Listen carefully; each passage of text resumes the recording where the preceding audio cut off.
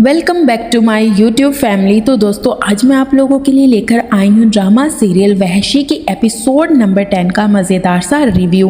लेकिन मेरे नए आने वाले दोस्तों से हमेशा की तरह एक ही दरख्वास्त है कि जो लोग हमारे चैनल पर नए हैं वो हमारे चैनल को सब्सक्राइब करना मत भूलना। इसी तरह आपको अपने मनपसंद ड्रामे की लेटेस्ट एपिसोड का मज़ेदार सा रिव्यू हमेशा की तरह मिलता रहेगा। Thank you. आखिरकार दोस्तों सोबिया के ताया के घर ये तो मामूल का ही काम है कि डेली कोई ना कोई मसला या लड़ाई होती ही रहती है। अब उसे भी इन चीज़ों की आदत हो जानी चाहिए। अब जो कुछ आसिफ ने रात किया उस सब को भुला देने के बाद आसिफ सुबह अपने दोस्त के पास जाने के लिए तैयार हो रहा होता है, लेकिन यहाँ पर वो फ्रेश फूल देखकर उन्हें उठाता है तो सोबिया उन्हें कह रही होती है कि देखिए प्लीज़, रात को आपने इतने जो हैं पीस तोड़े हैं, लेकिन आप इन शो पीस को प्लीज़ हाथ मत लगाएं, इन्हें ना तोड़ दिएगा।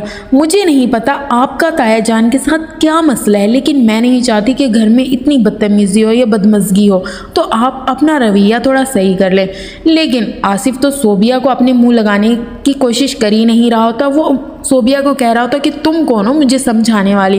ये कहकर वो चला जाता है। यहाँ तक कि आसिफ की अम्मी आसिफ के पास आती है और आसिफ को कह रही होती है कि रात आकर तुमने क्या तमाशा खड़ा किया है, तुम्हारे बाप की इतनी तबीयत ख़राब है, तुम्हें थोड़ा बहुत भी एहसास है इस चीज़ का।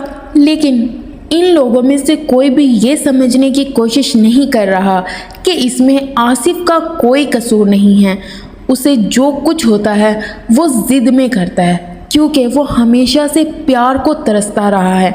यहाँ तक कि उसके सुतेले बाप ने हमेशा अपने बेटे को तरजीह दी, लेकिन आसिफ की उसने हर ख्वाहिश को जो है अधूरा छोड़ दिया।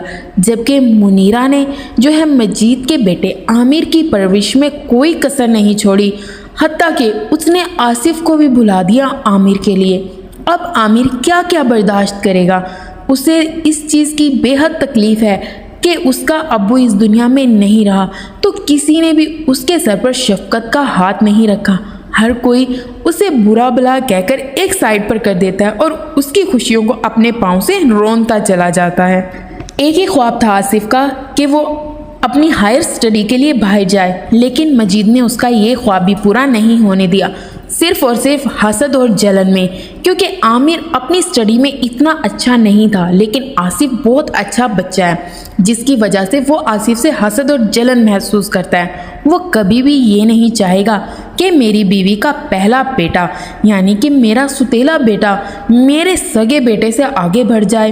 अब इतनी हसद और जलन अगर मजीद के दिल में होगी तो आसिफ कभी भी उसे अपना बाप तस्लीम नहीं करेगा।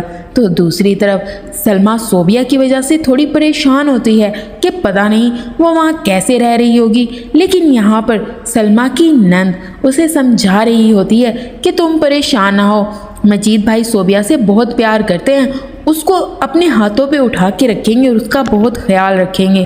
हमारे लिए तो इससे बड़ी कोई बात ही नहीं है कि हमारी बेटी डॉक्टर बनने जा रही है। तो दूसरी तरफ सोबिया अपने कॉलेज के लिए निकल रही होती है कि उसका टाकरा आसिफ से हो जाता है। अब आसिफ चुप करके अपने काम के लिए जा रहा होता है, लेकिन सोबिया को भी पता नहीं क्या मसला है कि वो हर किसी के मामले में टांग अड़ाने की पूरी कोशिश करती है। अब आसिफ अपने काम से जा रहा होता है, लेकिन सोबिया आसिफ को रोककर उसे अपना तारुफ करवाने लग जाती है। लेकिन आसिफ को ये चीज़ बिल्कुल पसंद नहीं आती कि उससे कोई फ्री होने की कोशिश करे, और उसकी चिढ़ की असल वजह भी यही है कि वो जिससे दिल लगाने की या प्यार करने की कोशिश करता है उसका सुतेला बाप या उसकी माँ, उसका भाई उन चीज़ों को उससे दूर कर देते हैं। इसलिए आसिफ किसी के साथ इतना फ्री नहीं होता, क्योंकि ज़िंदगी में जब से उसने आँख खोली है अपने बाप के बाद मुसीबतें और नफ़रतें ही झेली हैं, जिसकी वजह से वो इतना ज़िद्दी और हट धर्म हो गया है। लेकिन सोबिया बार बार उसके रास्ते में आके उसे ये कहने की कोशिश करती है कि तुम जो सब कुछ करते हो ना ताया जान के साथ, ये मत क्या करो, घर में बेसुकूनी होती है।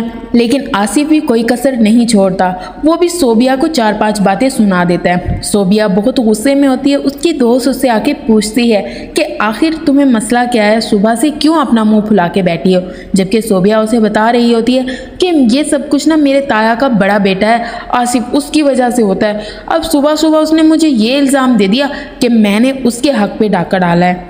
तो दूसरी तरफ जो है आसिफ का दोस्त आसिफ को कॉल करके बोलता है कि तुमने आज जॉब इंटरव्यू के लिए जाना था लेकिन तुम क्यों नहीं गए। अब आसिफ ये बात भूल जाता है कि उसे किसी काम से जाना था, क्योंकि उसके घर के मसले इतने हैं कि वो ख़त्म होने का नाम नहीं लेते।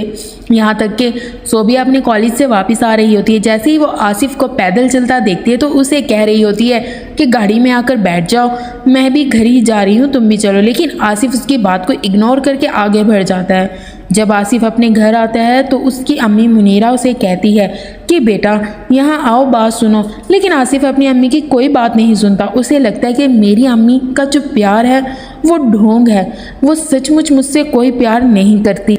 लेकिन मुनीरा का भी इसमें कोई कसूर नहीं है, उसने ये सब आसिफ की वजह से ही किया। अगर मजीद से वो शादी ना करती तो आसिफ की परवरिश कैसे हो पाती और वो आला तालीम कैसे हासिल करता। लेकिन आसिफ चूँकि प्यार का भूखा रहा है इसलिए वो ज़िद्दी हो गया है और वो किसी की बात नहीं सुनता, यहाँ तक कि अपनी माँ की भी वो कोई बात नहीं सुनता। सोबिया के सामने अपनी अम्मी से कह रहा होता है कि ये झूठा प्यार जताने की कोशिश नहीं करना, क्योंकि मुझे इस चीज़ से सख्त नफ़रत है। जबकि मुनीरा सोबिया को बता रही होती है कि इसके पीछे बहुत बड़ी कहानी है, किसी दिन फुर्सत में मैं तुम्हें बताऊंगी। क्योंकि सोबिया को इन चीज़ों पर यकीन नहीं आ रहा होता कि आखिरकार आसिफ ये सब कुछ क्यों करता है, उसकी ताया जान से ऐसी क्या दुश्मनी है। क्योंकि सोबिया को अभी इस चीज़ का अंदाज़ा नहीं है कि आसिफ उसके ताया का सुतेला बेटा है। आखिरकार आसिफ को जो है जॉब मिल ही जाती है। उसका बॉस उसे देखकर बहुत खुश होता है, क्योंकि आसिफ एक इंटेलिजेंट और होनहार बच्चा है। जब उसको जॉब मिल जाती है तो वो सीधा मिठाई का डब्बा लेकर अपने दोस्त की अम्मी और उसकी बहन के घर जाता है। उसके घर वाले उसे देखकर खुश हो जाते हैं, लेकिन वो खुशियाँ तो मना रहे होते हैं। यहाँ पर आसिफ के दोस्त की अम्मी आसिफ को कहती है ये खुशखबरी आपको अपनी अम्मी को सबसे पहले सुनानी चाहिए। लेकिन आसिफ करे भी तो करे क्या। वो जब अपनी अम्मी की पास कॉल करता है तो उसकी अम्मी आमिर का नाम ले लेती है, जो कि आसिफ को बिल्कुल अच्छा नहीं लगता, क्योंकि उसकी माँ ने कभी भी उसकी खुशी में उसका साथ नहीं दिया, जो कि आसिफ को लगता है। लेकिन मुनीरा की भी कुछ मजबूरियां हैं जिसकी वजह से वो चुप हो जाती है। इस उम्र में वो घर से बेघर नहीं होना चाहती।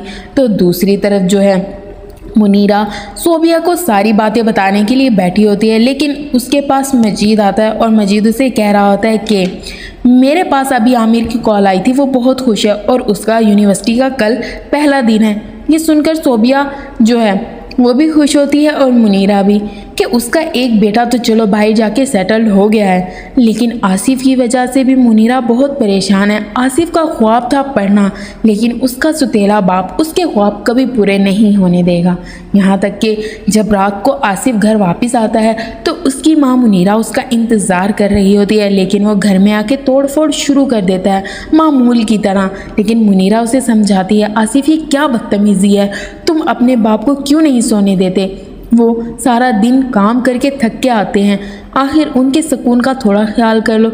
लेकिन मजीद ये शोर शराबा सुनकर रूम से बाहर आ जाता है। सोबिया भी ये सारा तमाशा देख रही होती है।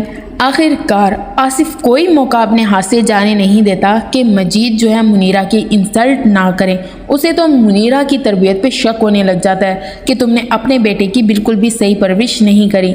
लेकिन वो ये भूल जाता है कि आमिर की परवरिश भी तो मुनीरा ने की है ना। आमिर फिर इतना फरमा बरदार क्यों है, सिर्फ इसलिए कि आमिर को माँ और बाप दोनों का प्यार मिल गया, लेकिन आसिफ से तो उसकी माँ का प्यार भी छीन लिया गया है। तो यहाँ पर दोस्तों आसिफ दूसरे दिन जो है जॉब के लिए जा रहा होता है, क्योंकि उसे जॉब मिल गई होती। जब उसकी माँ से पूछती है बेटा तुम कहाँ जा रहे हो, तो आसिफ अपनी अम्मी को खुशखबरी सुनाता है कि अम्मी मेरी जॉब हो गई और मैं वहीं जा रहा हूँ। लेकिन यहाँ पर मजीद जो है ताना शुरू कर देता है कि बीएससी पास को कौन जॉब दे सकता है, और वैसे भी इसने तो हमें बताने की जहमत भी पेश नहीं की। आसिफ को अपने सुतेले बाप की इन बातों पर बहुत दुख हो रहा होता है और गुस्सा भी आ रहा होता है, लेकिन इस वक्त वो कोई शोर शराबा नहीं खड़ा करता। और सोबिया भी ये सारा मंजर अपनी आंखों से देख रही होती है। मुनीरा को आसिफ की बहुत फिक्र है। वो मजीद से ये तक कहती है कि आसिफ अगर जॉब करेगा तो उसकी स्टडी का हर्ज होगा, लेकिन जो मजीद है वो आसिफ की मज़ीद जो है ख़र्च बर्दाश्त नहीं कर सकता। वो आसिफ को बिल्कुल पसंद नहीं करता क्योंकि आसिफ उसका सगा बेटा नहीं है। लेकिन दोस्तों आसिफ अपने लिए कुछ ना कुछ कर ही लेगा। उम्मीद करती हूँ ये एपिसोड आपको अच्छा लगा होगा। नेक्स्ट एपिसोड के लिए हमें सब्सक्राइब करना मत भूलना।